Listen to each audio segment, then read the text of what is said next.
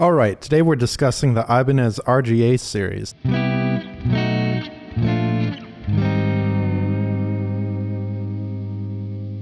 Now, it didn't get any love at the Winter NAMM 2025. We didn't see anything cool for it like we did even the S series. We saw that one with the pale moon ebony top. So let's discuss why that might be. Now, I'm not a market analyst, I am a guitarist on YouTube, so be sure to stream my newest single, Jupiter Workshop. But I also have to say I'm not sponsored by Ibanez or anyone too.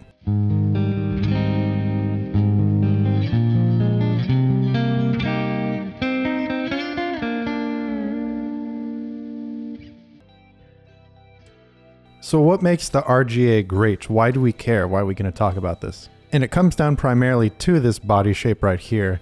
We all love the playability of Ibanez. We're big fans of the RG. Of course, there's the S series too. I love that also. But with the RGA, we've got that arch top with that flat RG back. And so I'm a fan of the arch top. And if you're watching this video, you probably are too. I like it. It feels comfortable, especially when I'm playing standing up. And of course, I like the look of it as well. I like how the light reflects off of it, you could see. And also these kind of carveaways on the horns, I think they look pretty cool too. Of course, they help with playability. I mentioned before that I played an S470 back in the day when I was playing live. And I got the S just because I couldn't get my hands on an RGA. When I first started playing guitar in the 2000s, this was the guitar body, this was the guitar look that I wanted. Besides that, the RGAs typically had the features that I was looking for.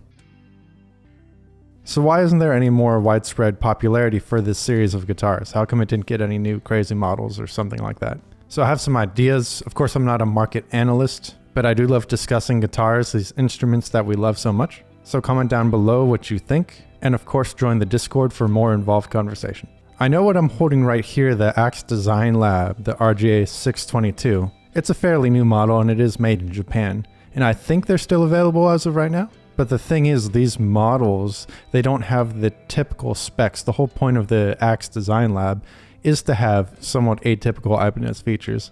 I think they have done Ibanez guitars with more than 24 frets before, and this just has to be inspired by the Jake Bowen model. He's got the whole 27 frets with the angled kind of humbucker single thing going on too. And by single, I mean the blade humbucker that we've got right here in the quote-unquote neck position. And so with these Axe Design Lab features, I both love it and hate it. I like how it's something different, something new.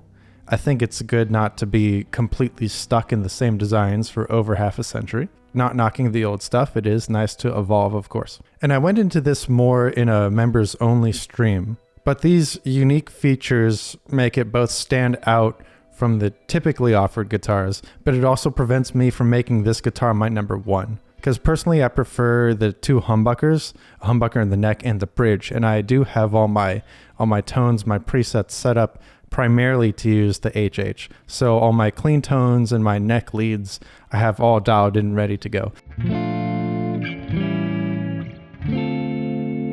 And while this is technically a humbucker, and it is technically in a neck position, it's not in the neck position that I'm expecting, like at the 24th fret. Just like how the Telly or the Stratocaster, the neck pickup is in a certain place, and you can never have 24 frets on that because of where the harmonic is. It makes it sound a certain way. You know, you've got the 12th fret harmonic, and then the 24th fret has the harmonic. And so with this pickup here, it's even closer to being towards a middle position. So it does sound a bit different. Granted, playing this live or in front of people, or even if I was going to play on a stream, would the audience really care about if this neck pickup sounds a bit more like a middle pickup, or if it doesn't sound truly like a full humbucker? I don't personally think so. I think the people who are going to care about that are just looking for something to try and knock you on. But to us playing the guitar, to us guitarists, we care a lot about how our instruments sound. We care a lot about what we're playing. We enjoy it when our music sounds good, of course. And while this has the nickel silver frets, not the stainless steel frets, and I personally prefer the latter, I don't hate the nickel silver frets, and that's not one of the factors that's preventing this from being my number one. And the reason why I'm talking about this is because it's nice that they're trying this with the Axe Design Lab, and I think maybe they're doing this to get interest in the RGA, to then justify making a prestige model. But I'm not entirely convinced that this is how you would get interest for that. People might just see this guitar as some kind of weird other guitar with some kind of slanted pickup, and then they'll still keep turning to the RG for the typical 24 fret, 2 humbucker or HSH, that kind of stuff. Do you think so too? Of course, don't get me wrong, I am grateful we are getting these models, and this here is my guitar, so I do think overall it is pretty cool. It does seem a little odd that they aren't giving the RGA more attention, because it seems like everyone I interact with, they either know about the RGA and don't hate it, or they're big fans and they also want to see more made in Japan, or even made in Korea, made in Indonesia, other models available, other models created. Of course, I clearly like the RG also, but I don't see people openly attacking the RGA. Although it is possible that maybe my commenters, my audience, is a bit more civilized than the typical guitar audience. You guys are pretty awesome. If I had to think of why people might dislike the RGA, it could come down to the body shape, because it has that arch top. It doesn't have that forearm carve away that you do have on the RG. This kind of thing isn't a problem for tele players. They're used to having nothing at all, just the edge around the whole body. But with this being an arch top, it's not so bad.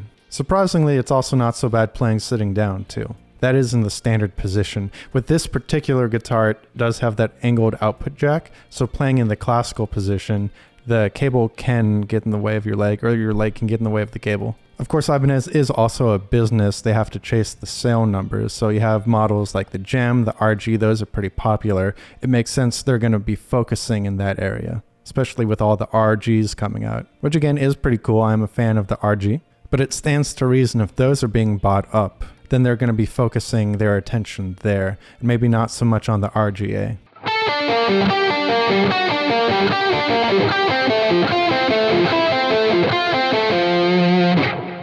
It could be then that it's a self-fulfilling prophecy in a way, like a circle. You've got more RG models, people keep buying those, people like those. So then to differentiate the RGA from the RG, they do things like this, which is pretty cool, but this isn't going to appeal to those other people buying the RG. It could be a feedback loop. You could have both the people who like the RG body and like this pickup setup, but they don't like the RGA body. Or you could have it the other way around. They like the RGA body, but they don't like this pickup setup. And so then they just go for the RG. And speaking of going for the RG, I think familiarity can be a factor. The truth is, when I do sit down for a recording session or some serious practice, I do practice on this guitar and have fun playing this guitar. But when I'm getting serious, I usually pick up one of my RGs. My two current top favorites are my RG 550 Genesis, my Road Flare red one,